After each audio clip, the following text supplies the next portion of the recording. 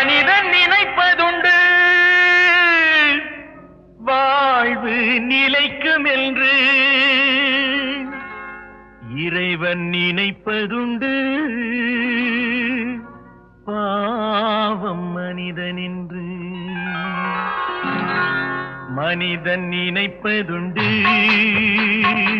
வாழ்வு நிலைக்கும் என்று, மனிதன் நினைப்பதுண்டு வாழ்வு நிலைக்கும் என்று, இறைவன் நினைப்பதுண்டு